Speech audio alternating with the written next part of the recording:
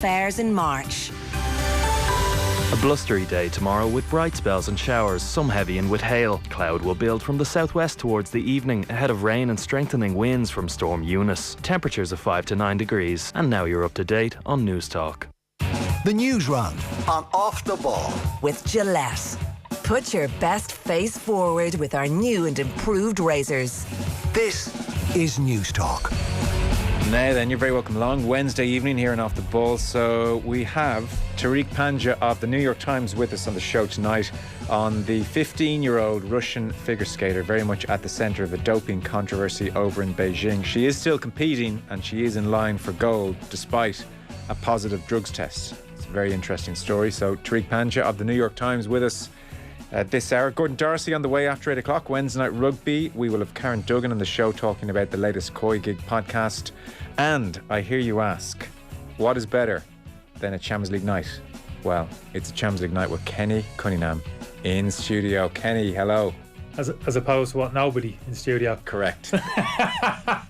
You're better. It's not much of a compliment when you break it down, Joe, really, is it? We could have had no one here, but we went for the slightly better version of Kenny Cunningham fair. here. No, that's a fair comment. Good to see you. It's been a while. Yeah, I've seen you though. Seen your pretty boy face on the TV of late. Can't get away from you. Oh my God. I will say though, I did enjoy the rugby show Saturday. The game. Saturday, wasn't it? The game. I enjoyed the game, but I enjoyed the coverage. To give you a bit of credit. Oh yeah. Yeah. I am. I'm not a huge rugby fan in terms of brought up and around the game, but yeah, I really enjoyed the games and have done for some time. And that was edge of the seat stuff. It was just epic, wasn't it? It was like proper it was. big boys. But it's out. everything. Like I'm saying, I think the studio for me is always important. The panel was strong, wasn't it? 3 lads in there were really good. That's more of an education for me when those lads talk, because like I said, I wouldn't have a huge amount of knowledge. So that's always good for me. And you being the conductor of the orchestra, thought you handled yourself very well. Oh, listen. Didn't make it all about yourself, Joe, as you usually do in the studio most evenings here. I was very impressed with that. The irony of what you just said. Suit was sharp. Did you like that? Yeah. I went for sort of an off-pink tie. That was good. I think people like to see that. I think, when you pop up on screen there, people are, it's a nice suit Joe's got on. He's got a different tie. Oh, yeah. That's it, yeah. People enjoy that. Do they? Yeah. I tell you what they don't enjoy though. Oh, here we go. Tell you what they don't enjoy. It's the only thing I'm gonna put. I'm gonna mention. Right. Does this need to be said on air? I wouldn't say it's negative. Right. So I wouldn't see a huge amount. Obviously, I'm over and back. Move your mic closer to you, by the way. Right. I'm over and back to UK or whatever. Get dulcet. So when I first saw you make the big step into the big league, whenever it was with the rugby crowd. Okay.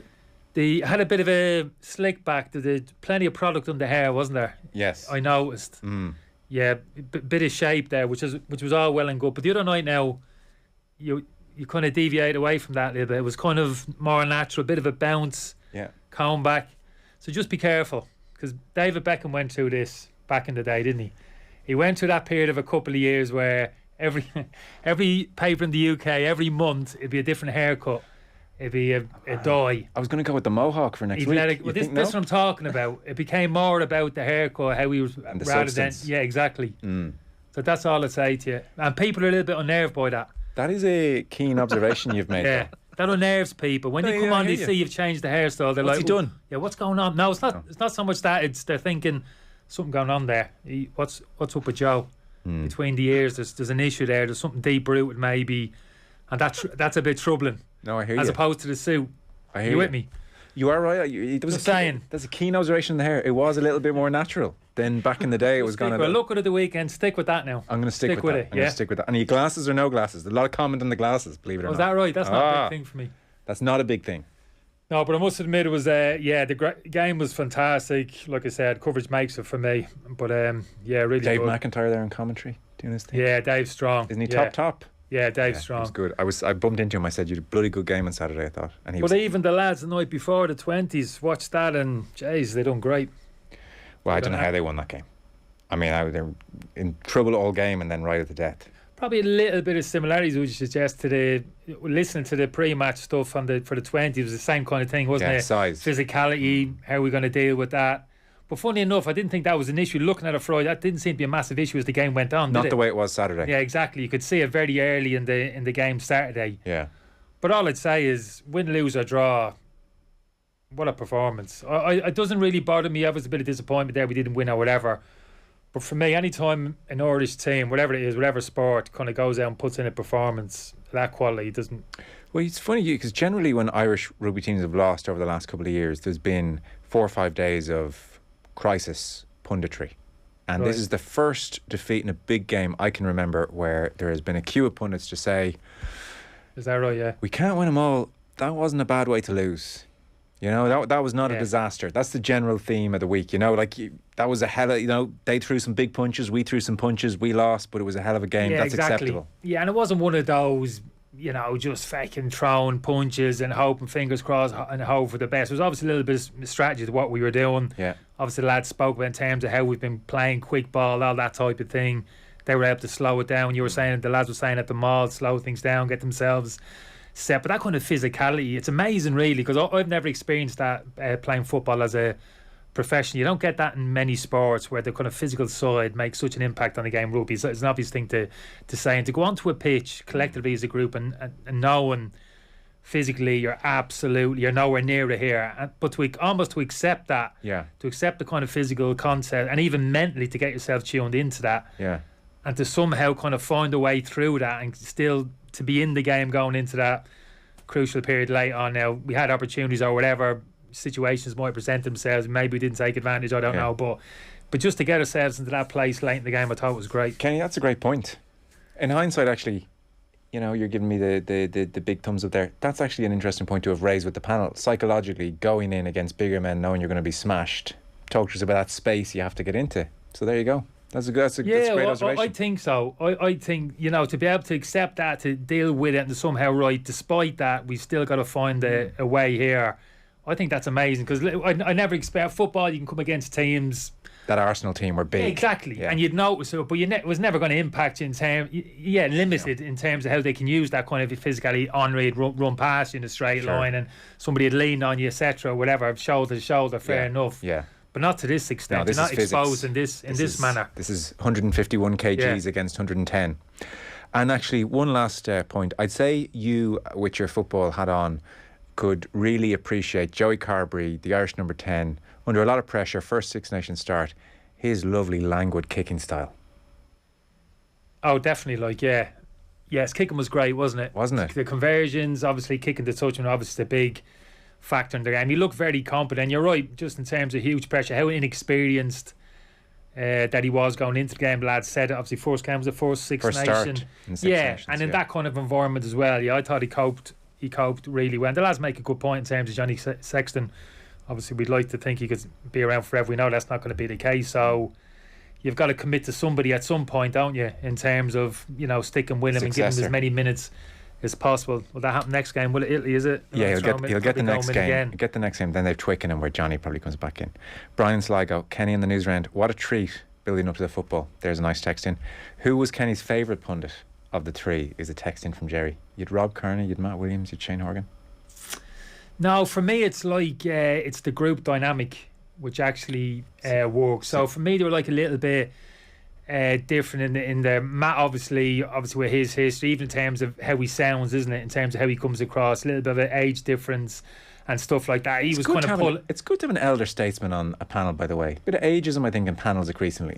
Yeah, a little bit of that, yeah, but ultimately it's all about what you say, really, isn't it? Sure. I'm not saying just get an old person. Yeah, no, exactly, but I think you're absolutely right. But I think he pulled the whole thing together. I thought he was very good, in terms of bringing the other lads in.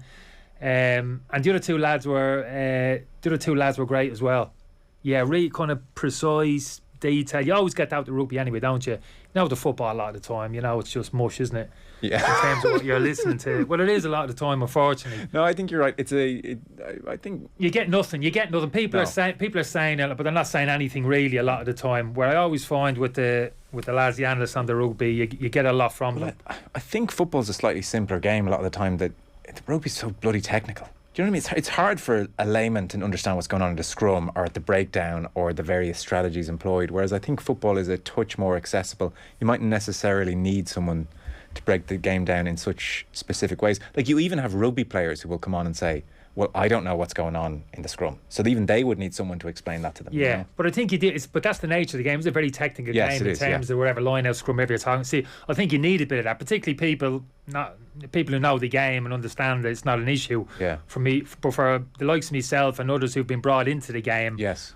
There's almost a bit of an appetite there. Well, what do I need to know here? Yeah, as long as you kind of break it down and put it across kind of quite simply. Yeah. Do you know what I mean? Well, I think Ireland's also interesting in that myself, so I played football, and I'd say everyone has played football in Ireland, be it 11-a-side organised or certainly kicking around with their mates. Yeah. So participation rates in football are sky high, whereas in rugby, you've got maybe 1 million people watching, and I would say participation rates are very, very low. So I think there is that appetite, a bit like you. So you watch it, but you didn't play it growing up necessarily. So I think that's an aspect to it. Sorry, Richie McCormack, my apologies. Hello. Jeez, Kenny. I should have gone out tonight instead of last night. Could have saved myself a lot of hassle. It's hard to interrupt your flow, but it's delightful to have Kenny back on the Champions League. Isn't it nice? As we said there, a Champions League night with nobody versus a Champions League night with Kenny. Oh my God, I told you that was going to happen. Kenny, we talked about this for like 10 minutes before the show. It's those little things. Oh my God. Exactly what you told me to do. There's this ongoing. So we wear headphones in our ears, obviously. I mean, not that Kenny Cunningham's aware of that, but we wear headphones in our ears. So if you don't have the two headphones in and one of the headphones goes near the mic, then this horrible feedback happens. Joe, that earphone was nowhere near the mic. So what happened? Nowhere near the Exactly. I don't know what happened. My volume knob was too loud, I've been told. It surely was. Anyway, Richie, you were out last night, is that right?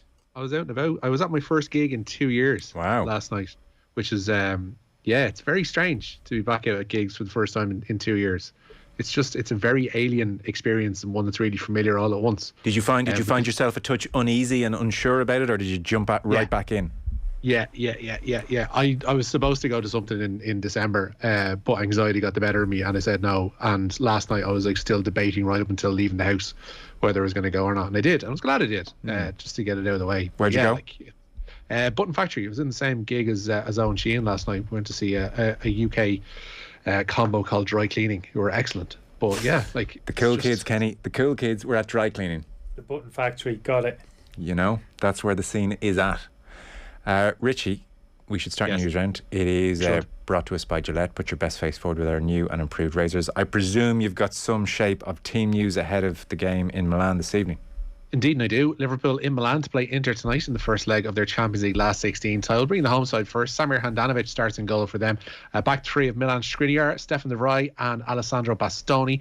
Across the middle then they've got Denzel Dumfries, Arturo Vidal, Marcelo Brozovic, Hakan Çalhanoğlu and Ivan Perisic, and up front then Lautaro Martinez and Edin Dzeko. For Liverpool, a couple of interesting inclusions for them tonight. Alisson starts in goal. They've got Trent Alexander-Arnold, Ibrahima Konate, Virgil van Dijk and Andy Robertson as their back four. Fabinho anchors the midfield and he's partnered there by Thiago Alcantara and Harvey Elliott making his first start in Europe this season. Mo Salah and Diogo Jota and Sadio Mane are their front three. Red Bull Salzburg playing their first ever Champions League knockout tie tonight. They entertain Bayern Munich, and both of tonight's games kick off at 8 p.m. Interesting team news, Kenny. We'll start Liverpool. Konate gets the nod. No Jordan Henderson in midfield, and Jota gets the nod ahead of Firmino. Discuss.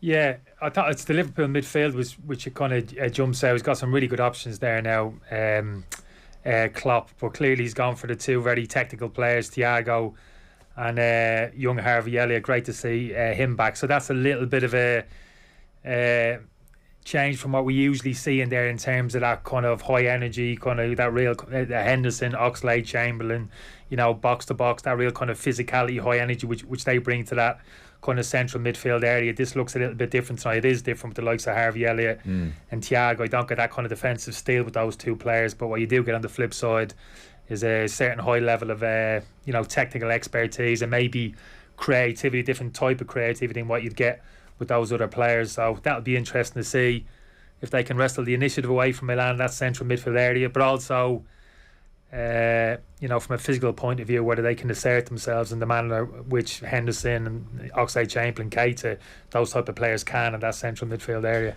Jordan Henderson's coming back from an injury. Big picture, do you think Henderson's on the slide a touch? Might be a bit too strong to say the slide, but he has had his fair share of injuries the last kind of year and a half. And I've watched him closely this year, and it's always the subtle things, really, isn't it? Because he used to be an absolute animal, didn't he, in terms of his like box to box, eating up the ground, press, recovery runs, the whole shebang. Unbelievable athlete, like a racehorse, wasn't he? And I have noticed a few periods in games this year when ball goes past him and you're expecting him to plant his feet and sprint full pelt 20, 30 yards, 40 yards, wherever it takes to get back, as he generally does, and it hasn't quite been there. The afterburner hasn't been there. His head's been down. He's been a little bit sluggish in his recovery. Now in isolation you'd say, oh come on, it's not a big deal, hardly on the slide here, is he? But just been enough of that for me to suggest potentially, not saying he's on the slide, he's out of the team and good luck, he's going to be out the door at the end of the season, but just kind of small indicators there that potentially he's going to struggle to maintain that kind of level in terms of fitness, kind of physicality, that animal which he's been kind of going forward. So that'd be an interesting one to watch. Yeah, watch the space more so than a definite slide. Still only 31, I guess. And then Jota in instead of Firmino is not a shock anymore. That's just how well Jota's been playing.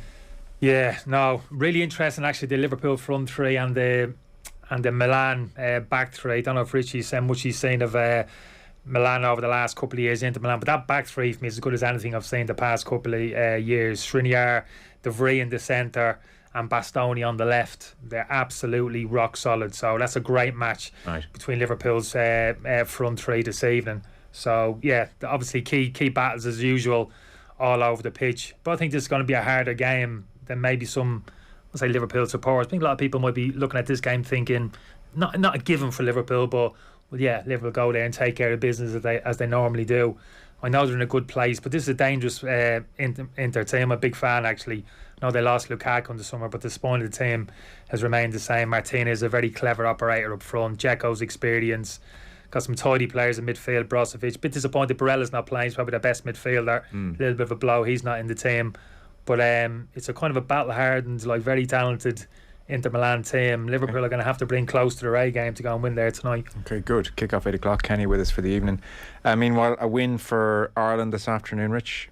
Yeah, a good day for the Quins. The Republic of Ireland have progressed to the semi-finals of the Pinatar Cup in La Manga. Second half goals from Lucy Quinn and Louise Quinn helped Vera Pauw's side come from behind to beat Poland by 2-1. Ireland will play the winner of this evening's meeting of Russia and Hungary in the semi-finals on Friday. Meanwhile, Leo Cullen.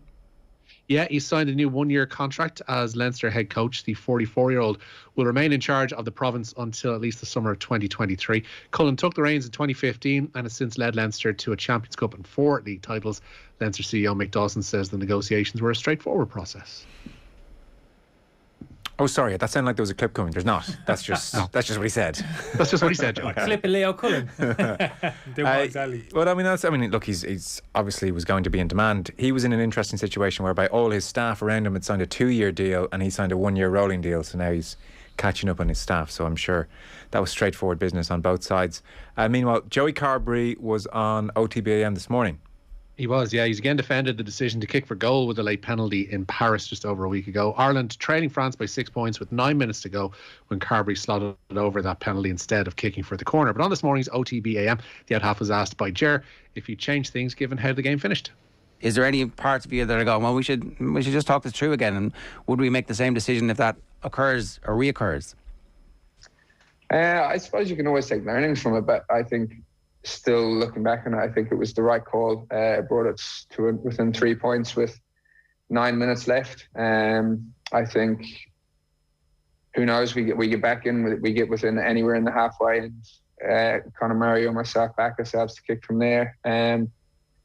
So I think it was the right call at the time. And yeah, looking back on it, I'd still, if I was to go back in time and do it again, I'd do the same thing. And the extra focus that comes now from these games, all these big decisions are going to be played out again and again and again in the media. That's just something you guys have to live with, I suspect. Definitely. Like, anyone knows that hindsight's a great thing, and people could be like, oh, if you kicked to the corner and you scored the 7, then you would have won. But you don't know. France could have come back, and you just don't know. I suppose we all still think to this day that it's the right call, and that's what we have to go on. We're the ones out on the pitch, and we were the ones who live by it. So yeah, I think we're deadly right. Full interview waiting for you on YouTube and beyond. They're all holding this fine line, aren't they? Right call. Can't be any criticism over that. No, if it had been maybe 2 or 3, half that amount of time, Joe, I think maybe there's a real argument to be had there, but not 9 minutes, down to 3 points and penalty anywhere in the pitch, really. You've got a chance of getting yourself level. I'm surprised. It's an interesting point you make, right? The point about a draw being a pretty good result. Maybe like the football thing where like a draw in Paris in those circumstances, that's a good result.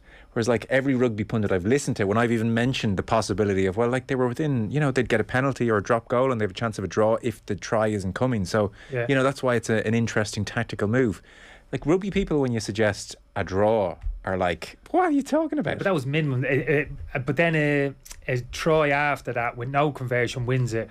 Whereas actually a try wouldn't have guaranteed. We're still a point behind, 6 points. He'd have to make the conversion. Have to make conversion as well on top of that. Yeah. So that was no given either. And so probably would have been from the touchline because they would have just line out mauled over in the corner. So it would have been a tough kick. So factor all of those things for me was still the right thing. And even kind of people saying, hindsight, the fact we just lost the game, that doesn't mean the fact we lost the game was the wrong decision. I don't quite buy into that as well. Okay. Either that isn't that logic.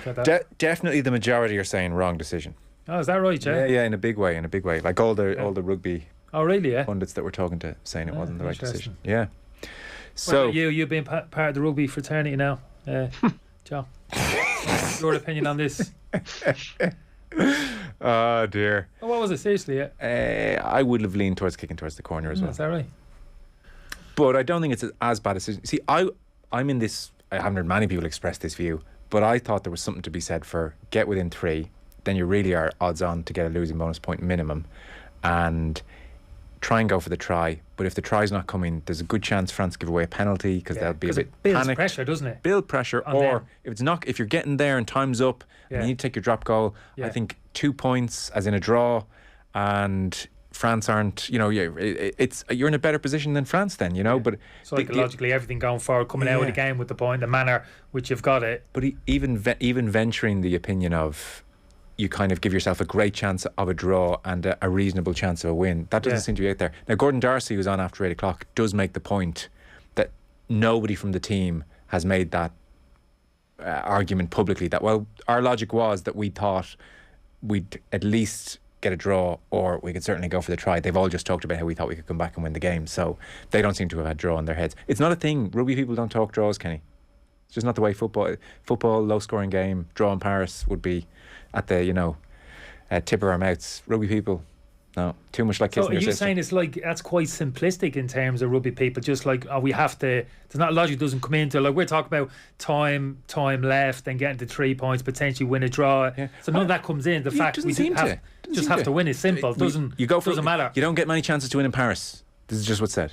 Yeah. But I do think it's a touch. Well, you use the word simplistic, but I do think draws a very good result in this championship. And the other thing is it's a psychological blow to France. We've taken everything you'd thrown at us. You couldn't beat us. Yeah. The other thing I think is odd is that the coach doesn't just decide for the players. Take the pressure off them in a way. There's this other great received wisdom. Every pundit says, well, the players have a feel for the game. They have to decide. Well, maybe a coach also has a good feel for the game and he could give them thumbs up, thumbs down. Take the pressure off a guy captaining Ireland for the 6th time in his life.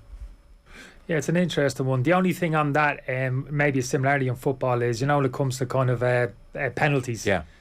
And you've got your manager will say, right, these are the players. Yeah. This is what we decided before the game. Yeah.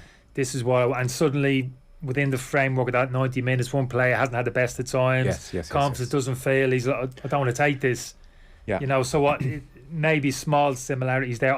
I genuinely think though in terms of the rugby, because it seemed to be a little small mini group there in terms of small discussion. Yeah. James Ryan wasn't it, one or two others, the senior. One or two others, yeah. Yeah, I mean, you've got to trust them lads with their. You can't tell me those lads are thinking, we'll take a draw here and run.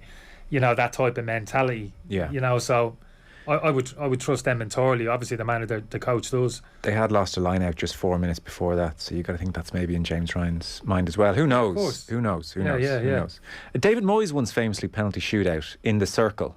Got his 5 takers and made them say where they were putting the penalty, as in, gaffer, I'm going low and left. He said, right, don't change your mind, and if you miss, it's my fault. That was his policy. They lost the penalty shootout, but it was an interesting policy all the same. Well, I'll tell you the worst policy is, and I'll leave it at this, in terms of which I cannot understand, And it happened recently. Who went out on penalties recently, and the top goal scorer never got to take the penalty. Anybody who decides... Mo Salah in Egypt. Mo Salah in Egypt. Don't start me on that. That's ridiculous. The first three penalty takers in a penalty shootout are guaranteed to take their penalty. The penalty kick cannot end. Yeah. You know, in terms, you will have 3 kicks. You've got to put your 3 best penalty kickers out first. You cannot have 1 or 2 your best penalty takers, 4, 5 or potentially 6, and the competition over by the time they step up. I agree with you. I don't think you can take that risk. It's happened with Ronaldo, I think, actually, in a major competition for Portugal. I'm sure it did as well, or a big game. Ronaldo didn't take one yet in the Euros. Didn't get to take a penalty. I don't think he can. For me, that's an absolute given. I'm with you. Madness. Richie, do you want to bring us one last story? We're so far over time. I'm getting daggers here. Yeah, Kerry star David Clifford is going to attempt to lead UL to a first ever Sigerson Cup title tonight. They take on NUI Galway in this year's decider. Throw-in going up in 3 minutes' time in Carlow. NUIG have won the competition 22 times, but it's 19 years since they last won it. NUI Galway, by the way, are through to the final of hurling's Fitzgibbon Cup. They beat Galway rivals GMIT 126-318 this afternoon after extra time. That was at Pierce Stadium. Rather blustery it was too. Richie, thanks so much for that. Appreciate it. Nice, lads. Cheers. Thanks, Rich. Your chance to win big. News Talk's Cash Machine. Now, we have had a Cash Machine winner this afternoon. So Sean in Kells walked away today with just over €28,000.